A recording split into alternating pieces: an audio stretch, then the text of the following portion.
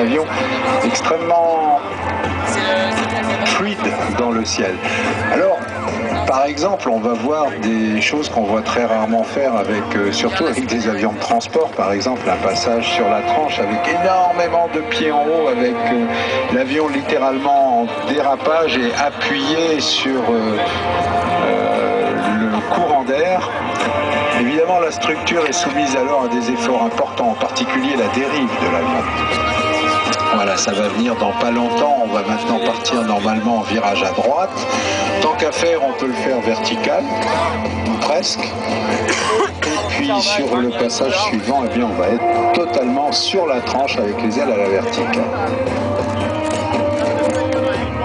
Demonstration of the maneuverability of the aircraft. Knife edge flight, the aircraft completely on its side. The enormous size and power of the rudder keeping the aircraft nose up as the two engines drag the aircraft through the air on its side. The aircraft has an empty weight of 40,000 pounds and a maximum takeoff weight of 70,000 pounds. It's designed to operate on unprepared airfields, including loading and unloading, thanks to variable height and attitude of the undercarriage. À pleine charge, c'est un avion d'à peu près 32 tonnes. C'est donc un avion moyen comparé par exemple au Hercules. Oh là, la pente sur une approche de type tactique, pas une approche descente qui ressemble à une approche tactique sur un aérodrome. C'est un avion qui peut voler à 575 km/h, c'est relativement rapide, et qui décroche à 170 km/h, c'est-à-dire à peu près à 90 nœuds, au-dessous de 100 nœuds. Ça en fait donc un avion avec des verticales, les ailes, pas au-delà. Ça en fait un avion qui peut être employé à partir d'aérodromes extrêmement courts, extrêmement mal pavés. Le train d'atterrissage est également fait pour taper et encaisser les chocs des pistes mal préparées. Il a près de 6000 km dans les réservoirs à sa vitesse d'environ 575 km/h. Ça fait un peu plus de 10 heures de vol.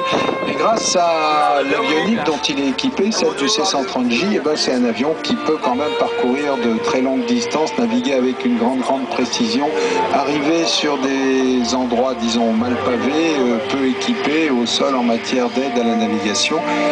C'est un avion totalement autonome et c'est en matière d'avion cargo militaire un excellent complément du Hercules, du C-130J. D'ailleurs, les clients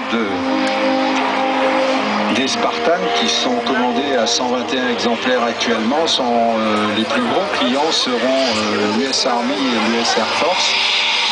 L'Italie en a commandé, la Lituanie, la Grèce, la Bulgarie, le Maroc, la Roumanie et la Slovaquie. Et voilà donc un avion qu'on voit depuis déjà un moment au Bourget, mais cette présentation en vol a en plus été un beau virage à plat. Là, la dérive, elle aime la dérive.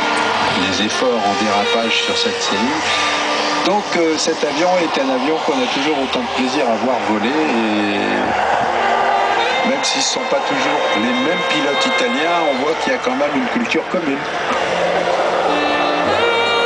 The C-27J uses the same logistics support as the C-130J and offers interoperability.